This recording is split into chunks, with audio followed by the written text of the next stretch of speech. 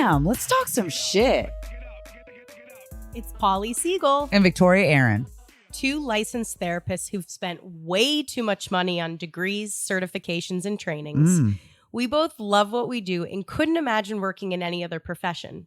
But we're forced to be serious all the time, and that gets boring. Shit Talking Shrinks discusses important mental health topics, the human experience, and society at large, while poking fun along the way. It won't be all fun and games because after every episode, you'll walk away with tangible tools to navigate life more effectively. We love a tangible tool. This episode is sponsored by Joyous. Okay, I have to tell you about this incredible company, Joyous. It's an at-home ketamine treatment that delivers ketamine to your door for $129 a month, which is absolutely unheard of because most ketamine treatment is hella expensive. And what ketamine does is it helps our prefrontal cortex work more optimally. And the prefrontal cortex helps with decision-making, problem-solving, emotional regulation. It's the part of the brain that gets us through hard shit. And so if you're someone who has struggled with anxiety and depression and you've tried antidepressants or you've tried mood stabilizers and they haven't helped, ketamine is absolutely the next step. And I have seen my clients thrive while using ketamine. Joyous makes it super easy to access this life-changing medicine, and you can start the process by visiting www.joyous.team. Episode 11, Addiction and the Recovery Journey. Okay, so Victoria and I have this battle that goes around this topic because she believes that alcoholism and then being a drug addict are completely two separate things. Which they are. Which they're not. They're two people struggling with a substance that creates problems in their lives. But that's a battle that we will not get into today. Yeah, I'm there in my mind, but I'm going to get present. All right, ready. Okay, so Victoria's been sober for a very long time. So long. And it's impressive. And she does really great work in the recovery community. And I feel like everyone should know your story. Everyone know me. Know my story. I like it. Okay. Wait, can you tell us why we're doing this podcast? Why we're doing the podcast or this episode? Sorry, I just totally lost everything in my brain.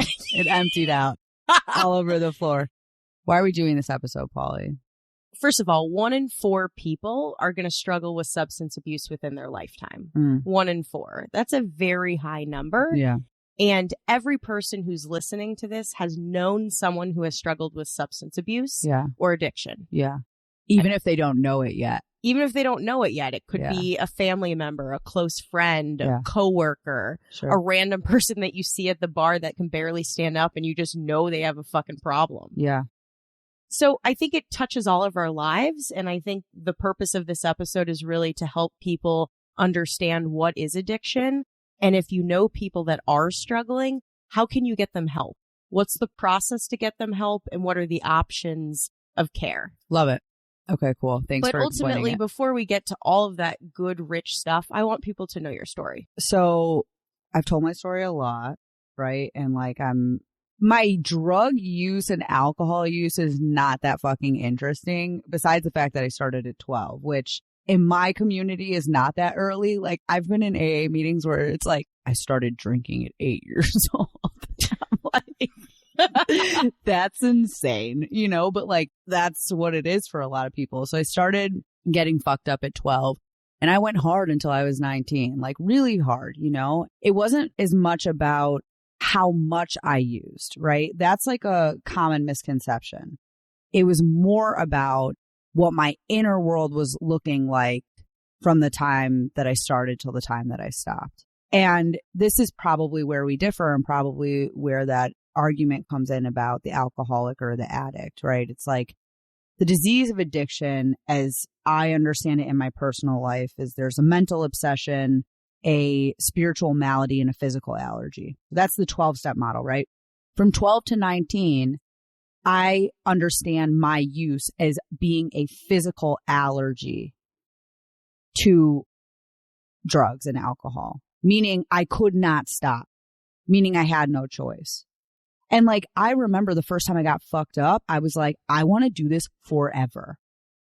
It felt so good. I had been so trapped in my head. I had been so uncomfortable in my body. I could not breathe. I could not be a part of from a very young age. And the first time I got high, it was like, yeah. And then I was just like, I need that. I need it. And that's where the obsession came in of like, I need this to regulate. Right. And it wasn't as conscious as that. And I don't understand my disease as conscious as that. Because if it was, I could make a choice to stop. But I didn't care about any consequence that I had. I got kicked out of high school when I was 14 years old. I got arrested when I was 14. I got sent to a private Jewish high school. Bitch, you a criminal. I'm a criminal. Anyway, so, you know, I went through all these consequences. I was at this private Jewish high school. I was a raging addict, and I was one of 39 kids in my class. And all the parents tried to get me kicked out. I was constantly fucked up in the school. It was crazy. Then I went to college. You know, I graduated high school with a 2.3 GPA. I went to Northern Arizona University in Flagstaff. And that's where my addiction hit so hard. And it was so fun. I had the time of my life. But there were these moments in between where I would look in the mirror and be like, what the fuck? And I hated myself. I've hated myself my whole life. I've never been, you're smiling.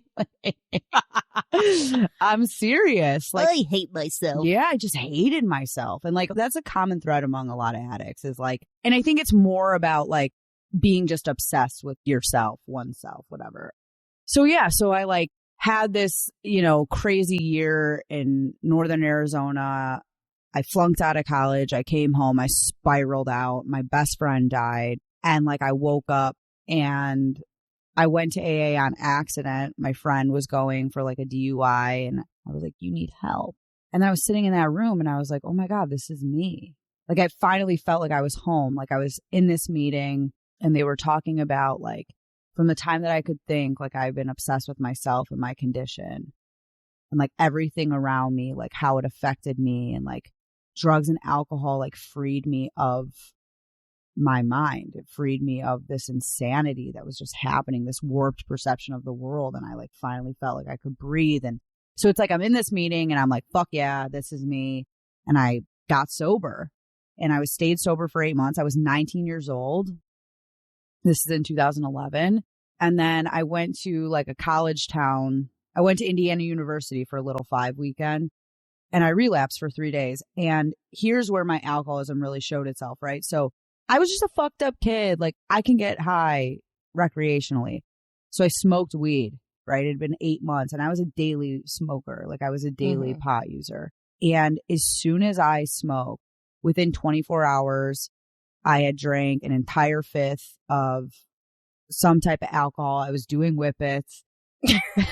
Oh, we have a good whippet story. Whippets. We have a good whippet story for you guys. We'll get to whippets another day. I was doing whippets. I was real fucked up. You were blowing a dude in an alley for just a cigarette. I wasn't even, I became a sex worker and sold, all of my things and You didn't become a sex I traveled worker. on a train to Idaho, no, none of that happened. Did you do any sex work in your addiction? Because that's pretty common. It's really funny. I was talking about this with my friend a couple of days ago, actually.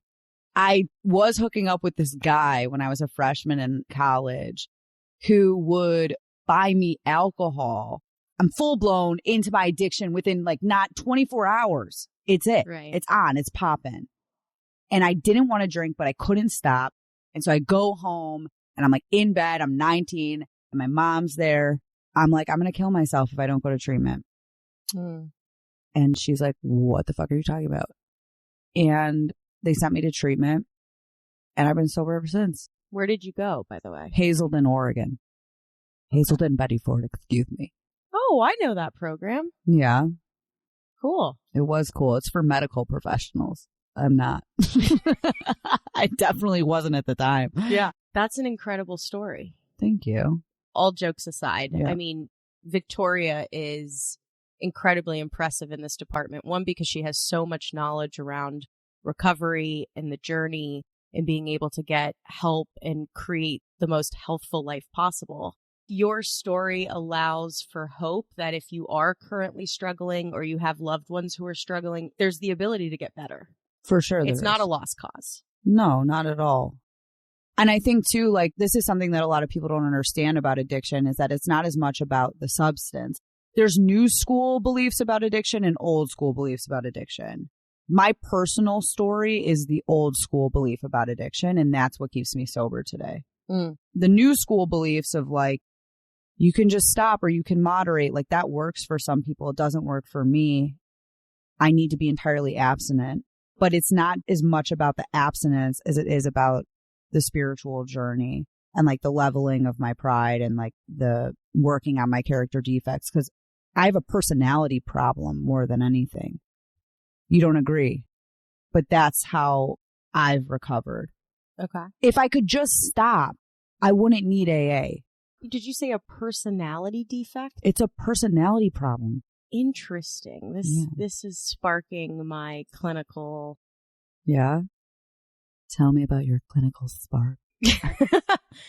So a personality problem. I very much so view addiction as a disease of the brain. I don't necessarily think of it as a personality defect. I almost view it as like glaucoma. Well, the disease of the brain creates the personality issue. Right, but I guess I create a differential, or there's a separation between addiction and what personality looks like when you're in it versus when you're in recovery or sober. Those are two very different people. See, that's the thing, right?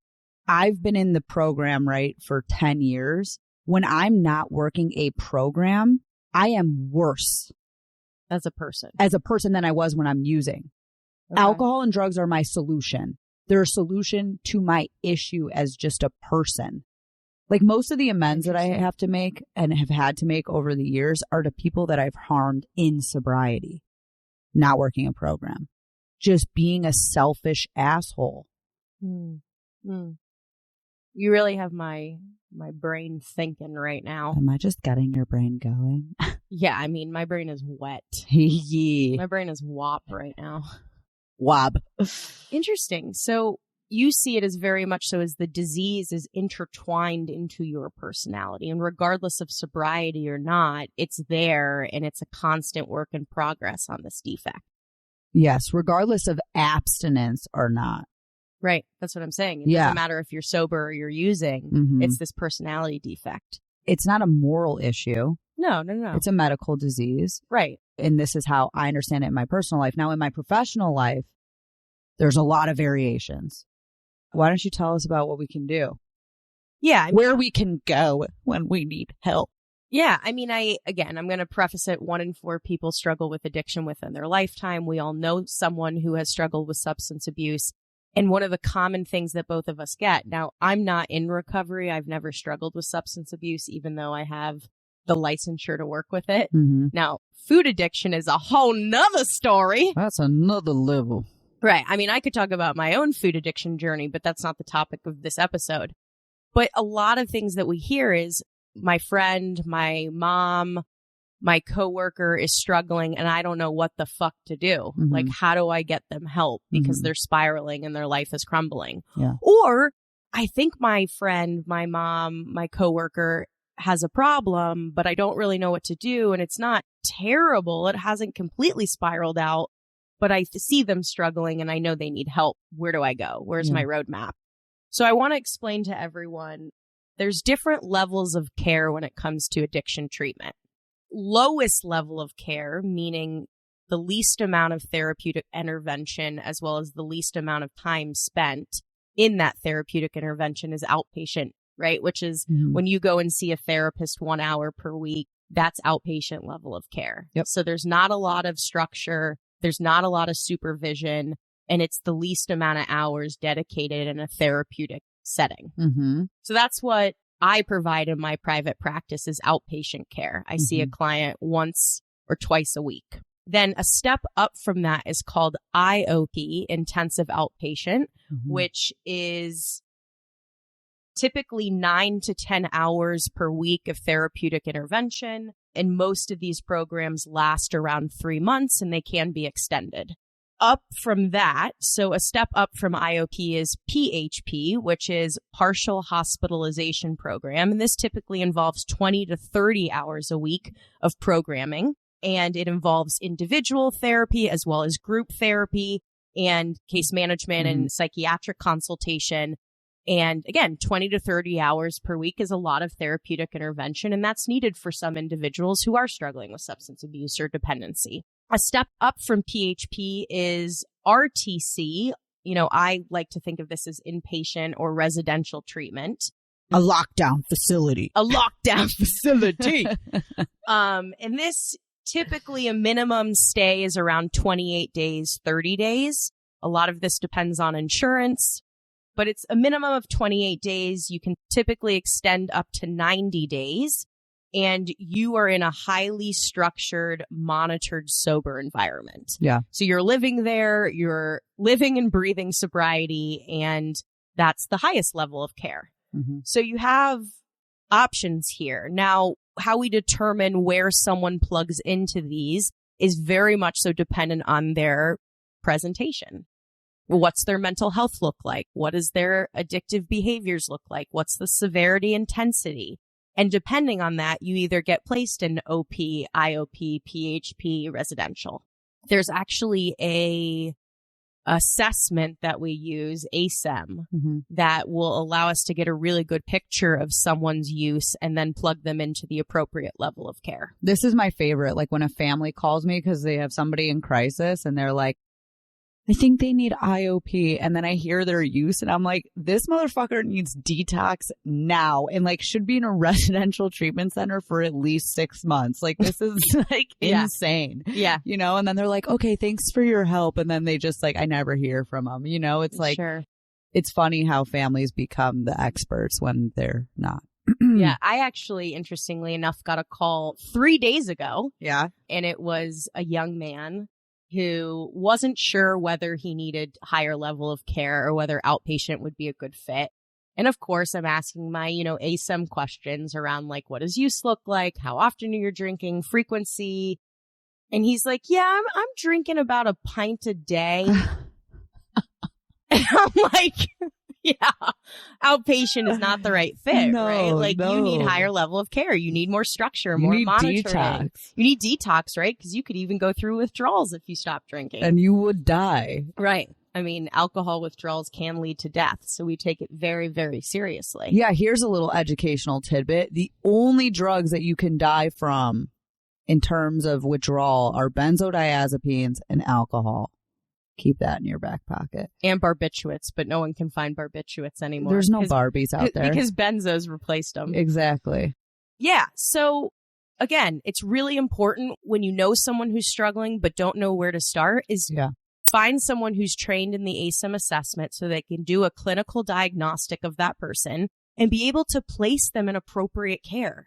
Yeah. Because if you're drinking a pint a day and you go to outpatient, it ain't going to work. No, it's real dangerous. You need higher level of care, and that's imperative in order to help that person. Yeah, and I think like even before, right? So I do interventions and I come into the family system or whatever system it is when somebody's in crisis a lot of time. I'm going to tell you guys the golden ticket to getting somebody help. Please. Are you fucking ready? I'm ready, baby. Are you sure? Leverage is the only way to get somebody help. And I don't want to downplay what I do or what other individuals do. And I think that there are probably some professionals who are going to disagree with me, but that's okay. Fuck you. Leverage is the best manipulation tool there is. And when we are getting somebody to go to treatment, essentially we are manipulating them. We're trying to change their level of motivation. So you have contemplation, preparation, and action. We just want to get them to say yes. Right. So I will go to any length with the people that I'm working with to get them to say yes.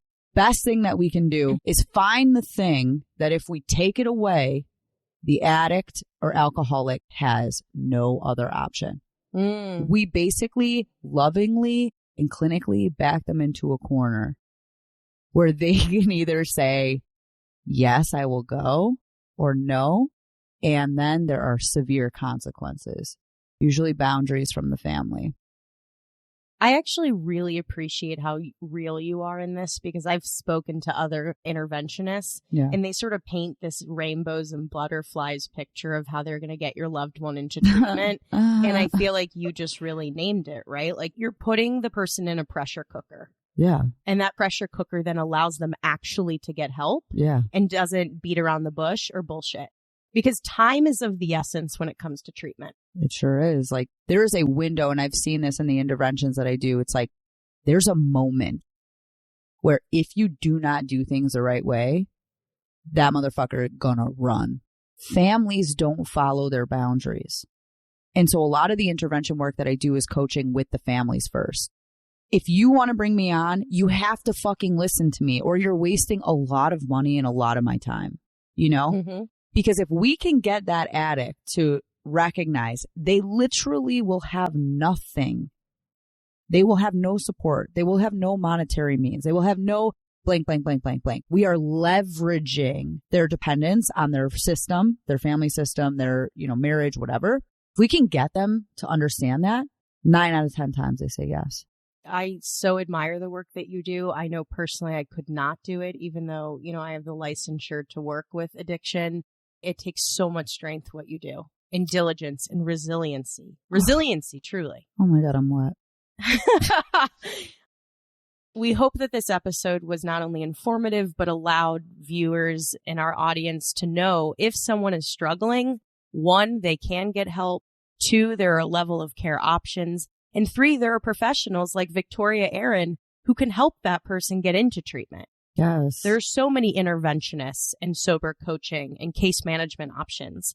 So if you are alone and you're like, I don't know what to do, step into these resources so that you have guidance and coaching so that you can help that person or even help yourself get into treatment. Don't do it on your own. Love you, bitch. All right. We will catch you all later. Thanks for tuning in.